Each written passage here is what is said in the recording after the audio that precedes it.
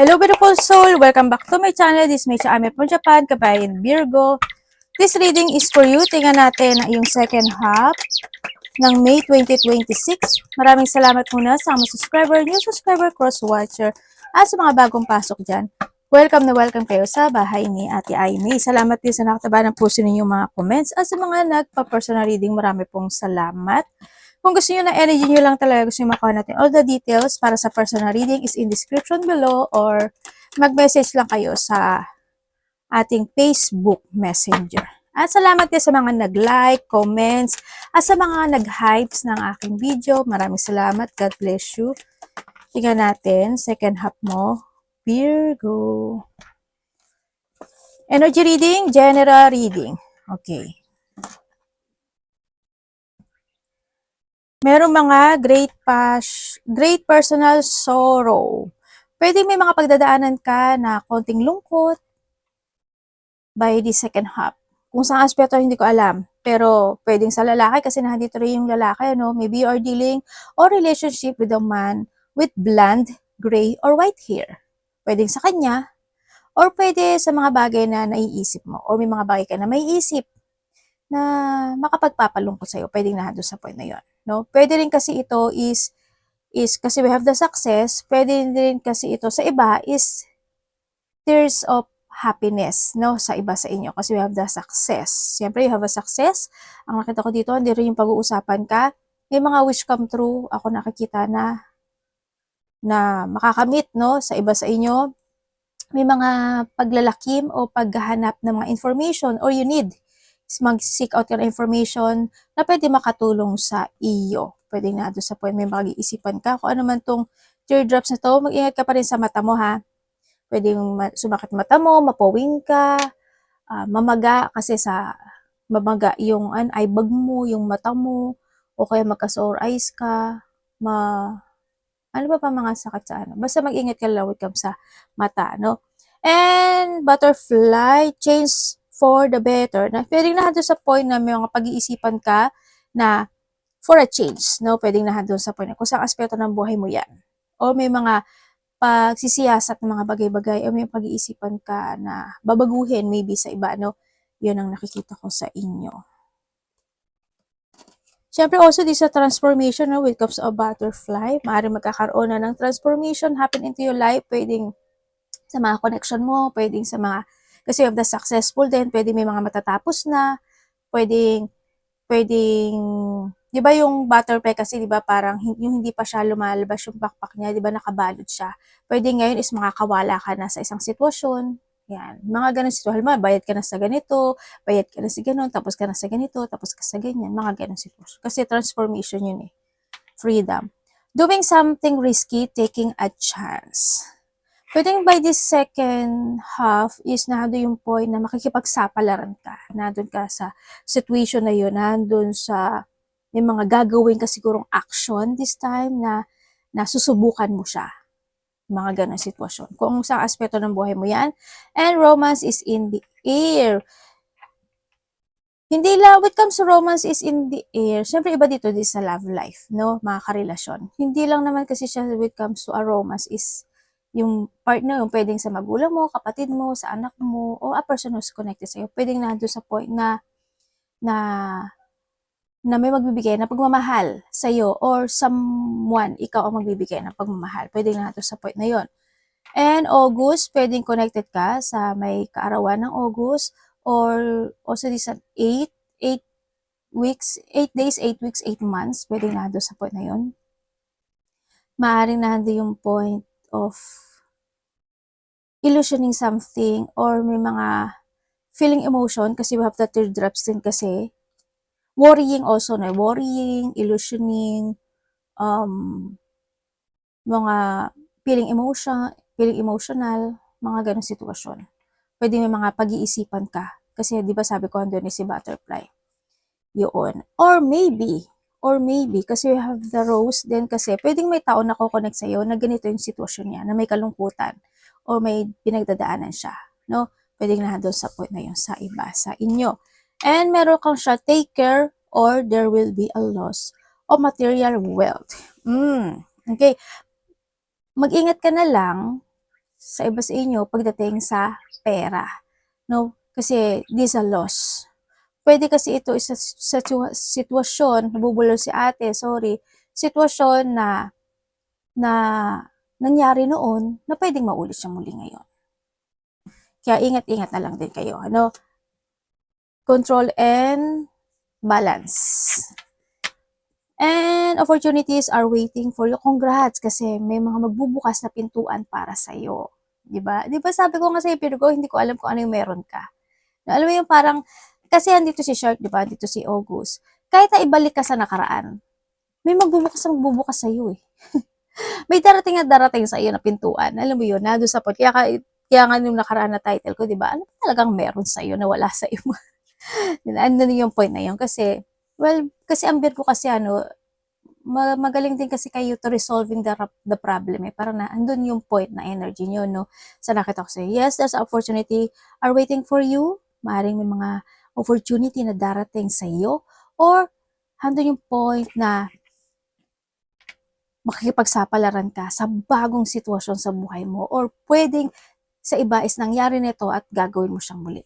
Tulad ng sabi ko. Pero hindi naman siya bad kung kasi this a door of opportunity and tiger. No? Yun. Ibig sabihin, good yung iba. Sa iba, yung explain ko dun sa shark kanina, ha? Baka makita kayo ng shark. Kung may mga alaga ba kayo mga shark, baby shark, or like yung baby shark. Yan, favorite ng mga anak ko yung baby shark na kanta.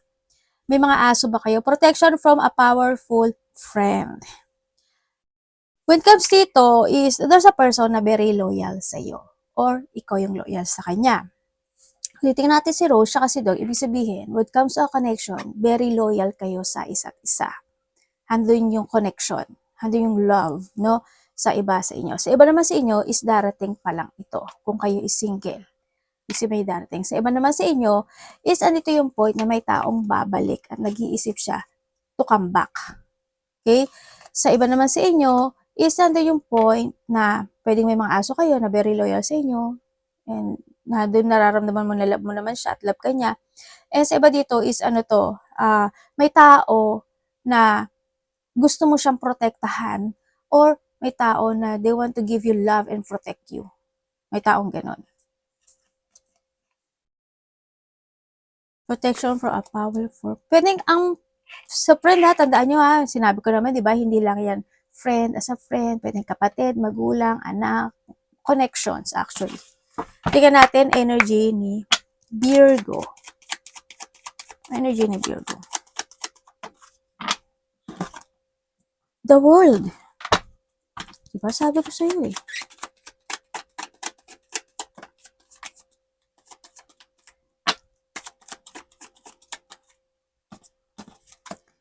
Okay, when it comes sa yung energy, pagdating sa yung energy, ang nakikita ko sa'yo dito is, may mga bagay ka na iniisip, o naiisip, maybe, na gusto mo nang matapos yun, gusto mo nang mangyari yun, or gusto mo nang maresolbahin yun. Pwede na doon sa point na yun. Or sa iba naman dito is merong sitwasyon, or merong naiisip ka, or may nakakausap ka, na nakapagbibigay sa iyo ng depression. pwedeng na doon sa point na yun, ano. Sa iba naman sa inyo, when it comes to your energy, is may mga times daw na pwedeng manakit yung mga buto-buto mo, kasukasuan mo, kung man yan, mga pain, no? Na nakikita ko sa iyo, mga kalamnan mo, mga ganon. Ako nakikita sa iba sa inyo. Sa iba sa inyo, siguro handun yung point of ano siya, kalungkutan. Kasi andito rin kasi teardrops, diba?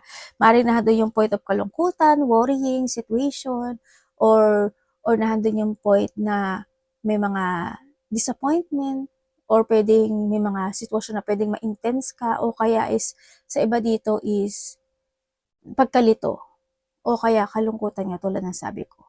Mga ganong sitwasyon. Hindi ko alam in what way. Pero may unfinished business ka, no? Pagdating dito sa situation mo, no? Yun. Sa iba, energy mo, siguro mga ubo, sipon, lagnat, masakit yung throat, lalamunan, minamalat, gagaragal, yung thyroid, kung meron ka, o throat, bandang throat, mga ganyan, no? Mag-ingat na lang kayo, no? Pwedeng, kung nangyari na yun, pwedeng maulit yun muli sa inyo, no? Sa nakita ko dito. Ingatan nyo na lang, basta, lagi ko naman sinasabi sa inyo, di ba, na na uminom na agad kayo para hindi lumala. Ganon.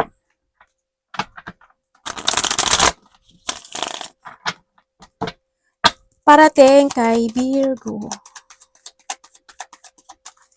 Parating sa iyo.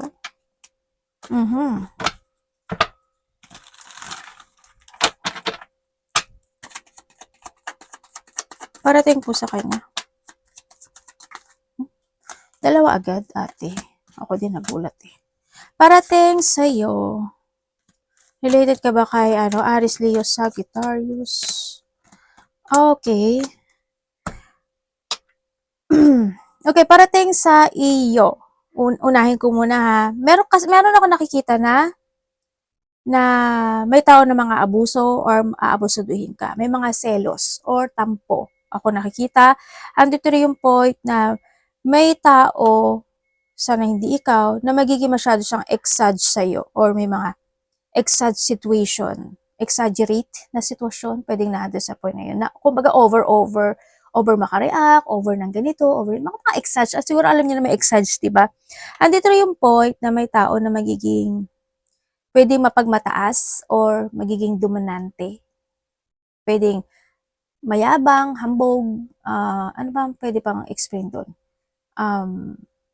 May masasabi, mga ganong sitwasyon na masasabi na hindi niya mapag-isipan, pwede na.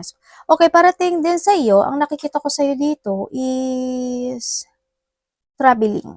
No, pwedeng may magkakaroon ng mga traveling situation, malayo man o malapit, pero nakita ko ito kasi may frustration, hindi ko alam buhay.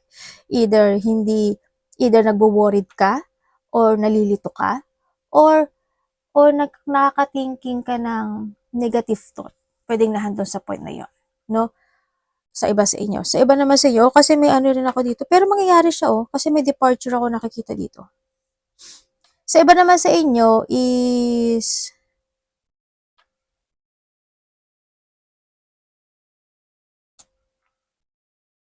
may mga papers and documents ako na nakikita na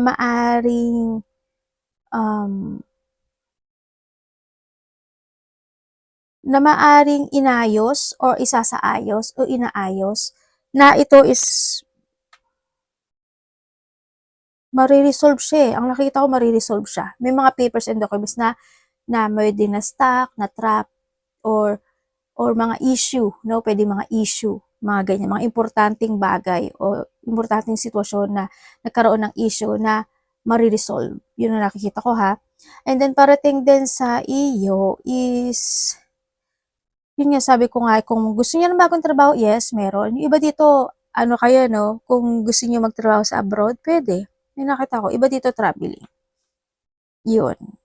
And then, ang nakikita ko rin, kasi alam mo, makakalagpas ka na, you try new path sa iba sa inyo. Magkakaroon ka daw ng new path, or you try new path sa buhay nyo, parang magte-take a risk nga. Dito nga talaga si Dor. No? Yun na nakikita ko sa iba sa inyo. May papasok na pera sa iba. Sa iba dito, work abroad to ha. Yun. Yes, may nakikita ko. Sa iba dito, traveling lang naman siya. Malayo man yan o malapit. Or pag-uusapan ka raw. Merong either may taong ko-connect sa'yo na medyo stressful siya, or may makakausap ka na gano'n ang sitwasyon niya na medyo nakaka-focus siya sa frustration or may mga painful situation siya, or ikaw ito ko-connect sa kanya. Or pwede rin sa iba sa inyo, vice versa, kasi sa iba sa inyo ganun ang mangyayari, sa iba ganito ang mangyayari. Meron kang mga maririnig or either news, comments, or mga masasabi, or may mga sitwasyon na medyo mapoprostrate ka. May mga ganun sitwasyon. Yun na nakikita ko dito. Hindi ko alam in what way Yun ang parating sa iyo. Magkakaroon ng mga union Kakaroon ng mga union. Iba dito may hinihintay Yan. May paghihintay. Or iba dito ay magkakaroon ng mga union situation. And then, meron ka daw gagawin na parang mamasterin mo, parang i-develop mo, or meron kang papracticein, Or pwedeng may mga bagay ka na gusto mo i-perfect, mga ganun. Yun ang nakikita ko dito. Sa iba sa inyo. Sa iba dito, new job. Bilang magaganap ang mangyari.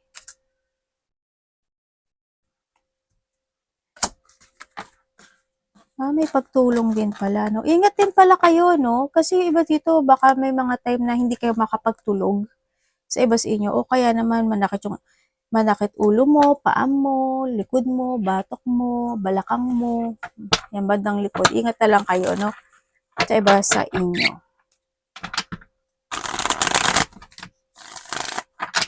Dapat iwasan ni Virgo. Ayan, ayan.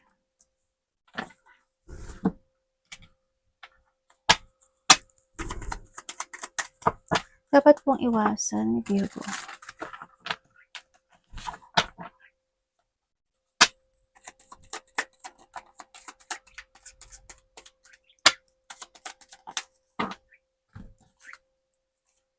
Okay, dapat pong iwasan,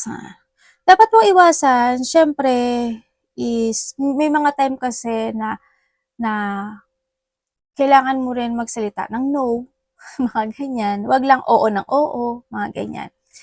And syempre, iwasan mo yung malito ka, magkaroon ka ng fear, worried, anxiety, stress. Yan. Umiwas ka sa mga gano'n na pwedeng mangyari sa'yo yon. O kaya naman, may mga time na kailangan mo rin imulat yung mga mata mo sa mga bagay-bagay na sitwasyon. Or sa iba naman sa inyo is, minsan naman daw, hindi ko naman sinabi na magwalwal ka. Pero minsan, lumabas-labas ka rin, no? Hindi naman masama makapagsalamuha sa mga tao na pwedeng hindi ka ibebenta or hindi ka, may walang masasabi sa iyo, kumbaga. Wag lang yung kasi almost kasi marami sa inyo na parang gusto mo lang yung ibang tao, ay yung sarili mo, o kaya yung mga taong gusto mo lang ka-connect, ganyan. O pwede naman ikaw mag-connect rin sa ibang tao, no? Sa iba sa inyo. Sa iba naman sa inyo, kung hindi na kayo nagsisimba, pwede kayo magsimba. Baka nakalimutan nyo na magsimba, di ba? Iwasan mo, syempre, yung hindi mo alagaan yung sarili mo. No? At saka, isa rin doon sa situation na mas magkaroon ka pa ng paghihigpit more sa iyong money this time. Yun. Kung may mga bagay din na kailangan na i-let go mo. Kung sa tingin mo naman hindi nakakatulong yun, di ba? Yun ang sinasabi. Dito, tingnan natin ang love. Kapatid, anak, magulang, karelasyon, kaibigan, pamilya, Virgo in love, show me.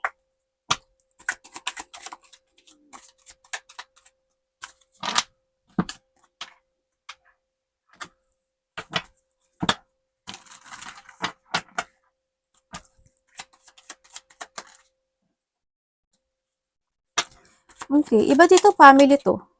Related. Okay, kung single ka. Kung single ka, yes, maaaring may nakakausap ka. Maaaring namin nakakausap ka. Or baka hindi mo lang trip. Pero iba dito, kilala mo na to. Nakakausap mo na to. Ako nakikita sa'yo. Sa iba sa inyo. Either nakakausap mo na siya na may nararamdaman sa'yo, pero naguguluhan siya actually. Hindi ko alam why. Or pwede rin na hindi mo talaga siya trip. Pwedeng nandun sa point na yun. Yun. Isa or dalawa. Sa iba dito. Yun. Sa iba dito, biglaan mo ito makikilala. Pwede makikilala mo siya sa friend to friend, o kaya naman is makikilala mo siya sa para mga small gathering, mga ganun, mga events, parties, mga ganun. Sa iba sa inyo. O kaya baka makilala mo siya by the internet sa iba sa inyo. Kung kayo naman is nagkahiwalay nitong tao, yes, nagkaroon na paghihiwalay sa nakikita ko dito. Matagal na rin matagal na rin yung iba dito sa nakita ko dito. Maring may nalaman ka sa kanya katotohanan, o nandun yung point of frustration, nagkaroon hindi pagkakaintindihan, nag-iba ng landas, na-attract sa iba, at nag-go, at nag-abandon na sa'yo, sa iba, sa inyo. Kasi may third party rin kasi sa iba. Yun ang nakikita ko dito. Pwede ba dito pamilyado na to? Or, andun yung point na may karelasyon na talaga siya, third party. Kung kayo naman, pero kung babalik siya, kasi ang nakikita ko dito, gusto niya ang kausapin. Kumbaga, nagiging topic ka rin kasi ng mga kaibigan niya. Napag-uusapan ka nila, ibig sabihin. Gusto naman niya ang kausapin o gusto niya ng renewal. Gusto niya ng magkaroon ng new beginning pa rin sa'yo kahit papaano. Yun ang nakikita ko dito Kasi sabi niya dito, naging mahalaga ka sa kanya o pinahalagahan mo o naramdaman niya talaga yung pagpapahalaga na ginawa mo sa kanya. Yun nga lang, ang nakita ko sa kanya dito kasi, ando siya sa point na hindi niya alam kung tatawagan ka niya, ite-text ka niya, paano kanya kakausapin. Hindi niya alam. Medyo may kaba ako nakikita sa kanya or takot maybe sa iba. Yun. And then, kung kayo naman is may third party relationship, alam mo naman daw, yun na nga lang, ikaw na nga lang daw yung magdidesisyon nito.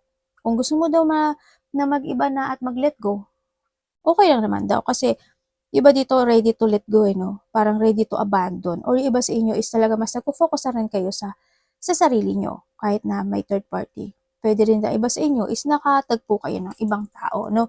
Na nararamdaman mo yung pagpapahalaga. Ibig sabihin, meaning yung iba, may kanya-kanya na kayong kahit na hindi pa kayo nagkakaroon ng paghihiwalay. Kung kayo naman is walang third party relationship, handun yung love, caring, handun yung pagmamahal, no, ng iba sa inyo.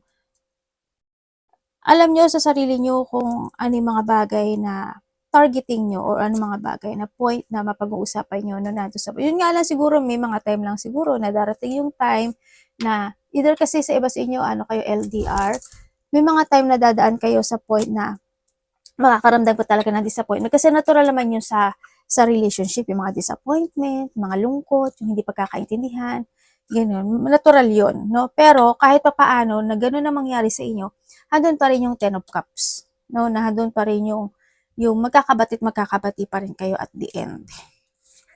Yun ang nakikita ko dito. Pwede kasi nandun yung point na may mga matagal na ring issue, di ba? Na paulit-ulit na lang din. Pwedeng nandun sa punay o may mga nangyayari sa inyong dalawa na paulit-ulit lang din. Pwedeng nandun sa point na yun.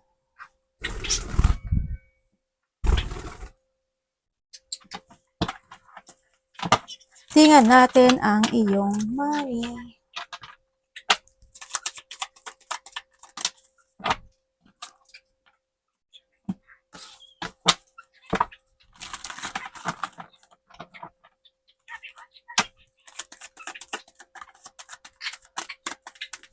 Money po ni Virgo.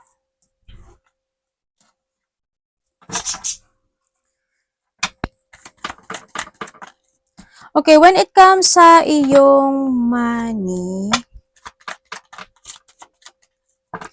okay, pagdating sa money mo, aware ka pagdating sa money mo, no? Sa nakikita ko sa'yo dito. You value your money, sa nakita ko rin dito, handun din yung point na magkakaroon daw ng pagbabago ang money mo. Sabi dito. Hindi ko alam what way, pero there's a transformation happen. Pwedeng may pagkakagastusan ka talaga, traveling, malayo o malapit, or handun yung point ng iba sa inyo na you put effort talaga na makamit mo talaga yung maging maganda yung takbo na iyong kaperahan. Hindi ko naman nakikita na zero yung pera mo kasi you are satisfied in what you have. Sa nakikita ko dito, handun yung awareness, handun na yung point. Siguro nagkakaroon ka na lang ngayon ng mga pagbabago when it comes to organize, no?